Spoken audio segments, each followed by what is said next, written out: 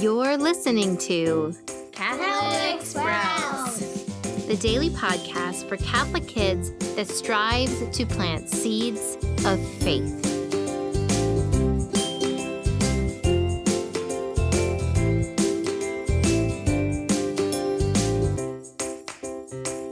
Hey there, Sprouts. Today is Monday, December 28th, 2020.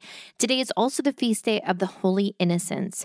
Now, today on this feast day, we remember all of those young children that were killed in Bethlehem by King Herod shortly after Jesus was born.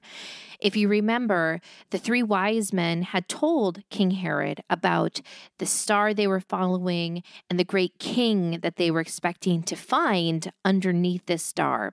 King Herod was violent and jealous, and he really did not want anyone to threaten his power. So shortly after Jesus was born, he sent his soldiers into Bethlehem, and they killed all of the young children there. Fortunately, God's angel had warned Saint Joseph, and he had taken the Holy Family out of Bethlehem and into Egypt, and therefore Jesus had survived. But today we remember all of those young children that were killed. Now, today, Sprouts, we are going to start in on a new topic that we will be talking about all week, and that topic is the family. This time of year, right after Christmas, where we're still celebrating Jesus' birthday, his entrance into the world, is a great time to reflect on the family. All of us are part of a family, and that is incredibly important. In fact, Pope St. John Paul II, when he was talking about the family, he described it as the little church.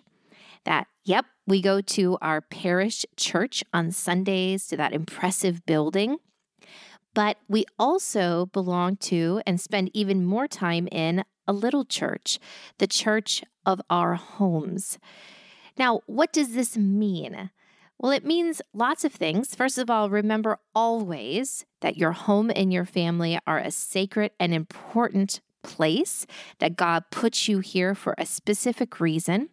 But we also need to think, okay, well, what do I do at church, the big church, that I need to also be doing in my family? Now, succinctly, when we go to church, we commune with God, we enter his presence, we stand before him and allow him to see us. We do that also in our homes. And we do this for a specific reason. We go to church to be with God so that we can discern and accept the specific mission that he has for us. So did you hear me? That's why we go to the big church and what we should be doing in our own little church at home. We should be discerning and accepting the specific mission that God has for us. And so that, my friends, is the role of the family. That's why the family is so important. It is only in the safety and loving security of the family that we can find that quiet, find that time with God, understand how to pray, how to love, and therefore receive the special mission that God created just for us. It is also important that we remember that the family is the building block of society.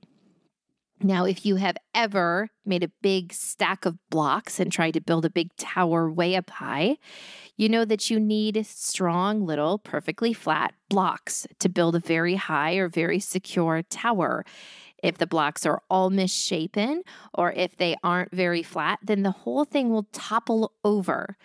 Therefore, the families must be strong in order for our society and our world to be strong.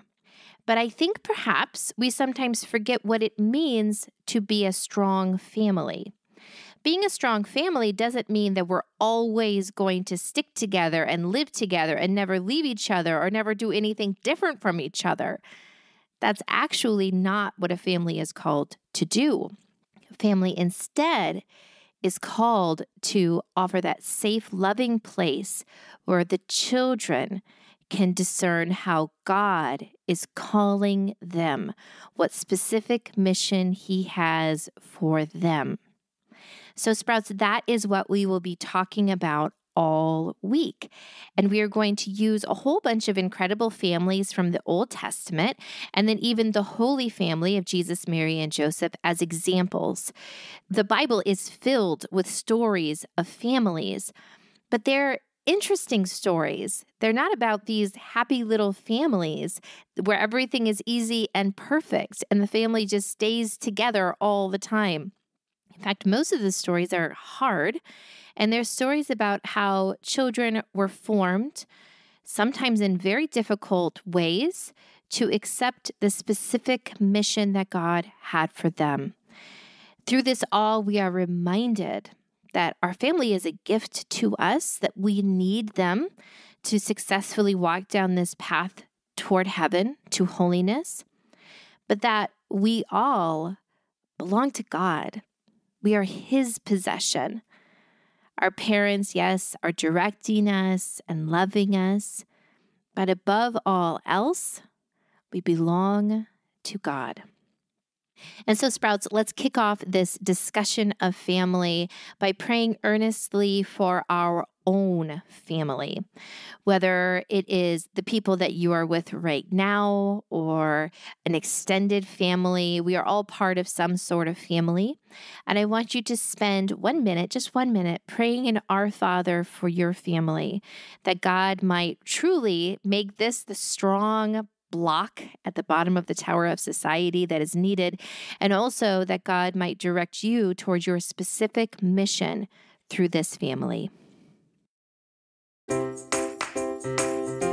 That's it for Catholic Sprouts today.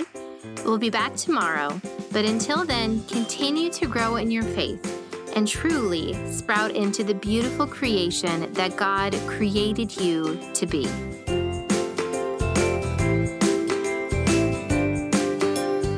Just one more thing. I hope that you and your families are enjoying a continued celebration of Christmas. Also, our new app, the Domestic Church Project app, will be live and enrolling new families starting on January 1st. And the doors will only be open until January 6th.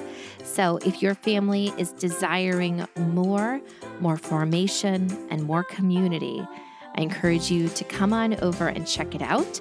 You can find the direct link in the notes for this podcast episode.